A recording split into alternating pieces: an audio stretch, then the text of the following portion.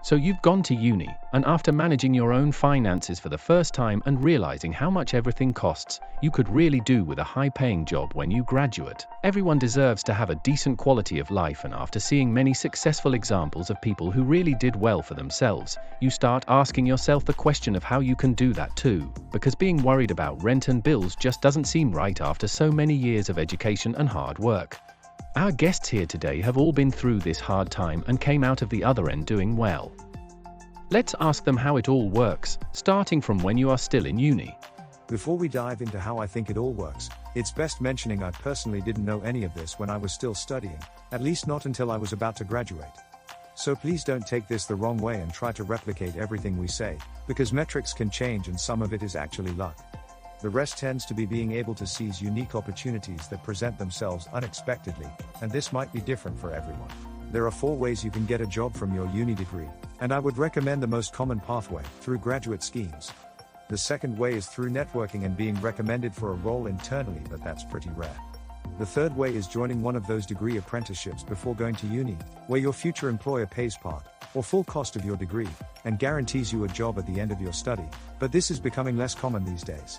The fourth way is applying for jobs after graduating. You often have a 2-year window to do this before you are no longer considered a graduate. I don't recommend doing this since you will be without a salary for however long you are without a job during this period.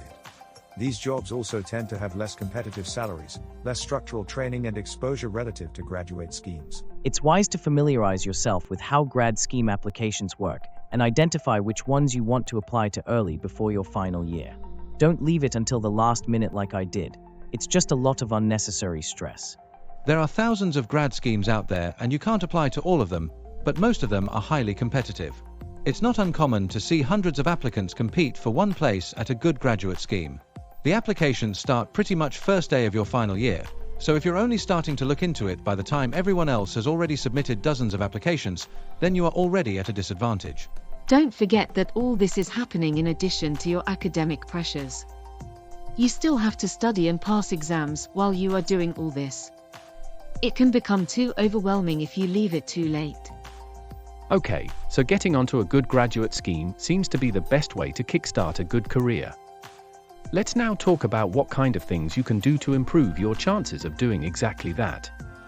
You guys mentioned preparing early. Let's elaborate on that a little more. What sort of things can you do to have more of an edge in this highly competitive process? Steve touched upon targeting your applications earlier. Although most graduate schemes are open to all, it still makes sense to apply with relatable interests and skills in mind, because if you make it to the interview stage, then having something unique to offer will make selling yourself much more easier. Uni can be your best place to get good with talking with people that will help you in your interviews and beyond. That skill also plays into networking. Although talking with the right people doesn't necessarily get you the job directly, you can still get some pretty useful information, such as what questions a particular firm is going to ask, where in the company they tend to send their grads, how their pay grades work and what that means to you after you finish their grad scheme, etc. Finding ways to become better informed can never do you any wrong. That covers most of the soft skills, but there are also a few hard barriers you can expect to encounter. Most grad schemes require you to do aptitude tests online and maybe even in person at an assessment center before they interview you. If you fail these tests, then you won't even make it to the interview stage. A lot of these tests are similar and you can train yourself to become better at doing them with resources abundantly available online. It's wise to set aside time to do this as well, along with all the other things mentioned. Doing internships over summer is also a good idea. Not only does it let you see for yourself what it's like working in a particular industry or for a particular firm, it can also help with your application later. You can really stand out from the crowd if you sell your work experience, no matter how limited, in the right way to employers. But these opportunities can be competitive as well, so be ready to fight for them. And of course, reaching for the right internships can also matter.